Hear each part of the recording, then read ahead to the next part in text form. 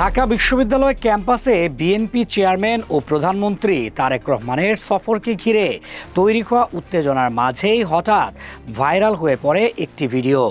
সেখানে দেখা যায় প্রধানমন্ত্রীর নিরাপত্তায় নিয়োজিত এক এসএসএফ সদস্য ছাত্রদলের কেন্দ্রীয় সাংগঠনিক সম্পাদক আমানুল্লাহ আমানকে ধাক্কা দিয়ে তারেক রহমানের পাশ থেকে সরিয়ে দেওয়ার চেষ্টা করছেন। কিন্তু ধাক্কা সামলেও আবারও প্রধানমন্ত্রীর পাশ দিয়েই হেঁটে যেতে দেখা যায় ছাত্রদলের পরিচিত এই নেতাকে। কয়েক সেকেন্ডের সেই দৃশ্য এখন সামাজিক যোগাযোগ মাধ্যমে আলোচনার কেন্দ্রবিন্দু।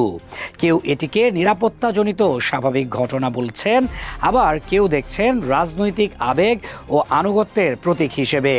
ভিডিওটি ছড়িয়ে পড়ার পরপরই নিজের অবস্থান পরিষ্কার করে ফেসবুকে দীর্ঘ স্ট্যাটাস দেন আমানুল্লাহ আমান।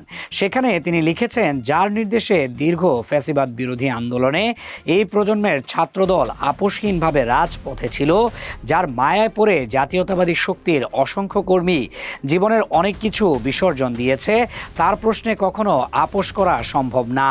তিনি আরও বলেন, তারেক রহমান শুধু দলের নেতা নন, এই প্রজন্মের জাতীয়তাবাদী রাজনীতির আবেগের কেন্দ্রবিন্দু। ঢাকা বিশ্ববিদ্যালয় ক্যাম্পাসে তার উপস্থিতি ছাত্রদলের নেতাকর্মীদের জন্য ছিল পরম আনন্দের মুহূর্ত। তাই ভিড়ের মধ্যে প্রধানমন্ত্রীর কাছাকাছি যাওয়ার প্রবল আগ্রহ তৈরি হয়েছিল বলেও ইঙ্গিত দেন তিনি। তবে পুরো ঘটনাকে নেতিবাচকভাবে দেখতে নারাজ আমান।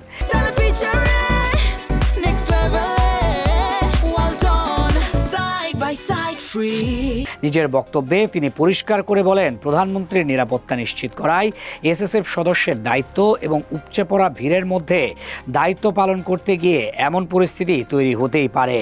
তার ভাষায় হয়তো কোনো একজনের প্রফেশনালিজমের ঘাটতি থাকতে পারে, কিন্তু আমি নিশ্চিত এসএসএফ সদস্য ইচ্ছাকৃতভাবে এটা করেননি। এটা হিট অফ দ্য মোমেন্ট। একই সঙ্গে সামাজিক মাধ্যমে বিষয়টি নিয়ে ব্যঙ্গ বিদ্রুপ করা ব্যক্তিদেরও কড়া ভাষায় সমালোচনা করেন তিনি লিখেছেন, দেশের জন্য তারেক রহমান তার বাবা শহীদ রাষ্ট্রপতি জিয়াউর রহমানকে হারিয়েছেন, ভাই আরাফাত রহমান কোকো হারিয়েছেন, পরিবার জুড়ে নির্যাতন সহ্য করেছেন। সেই নেতার জন্য প্রয়োজনে নিজের জীবন ঝুঁকিতে দিতেও প্রস্তুত বলে উল্লেখ করেন আমান। রাজনৈতিক অঙ্গনে এই বক্তব্য নতুন করে ছাত্রদলের ভেতরে তার অবস্থান ও জনপ্রিয়তা নিয়ে আলোচনা তৈরি করেছে।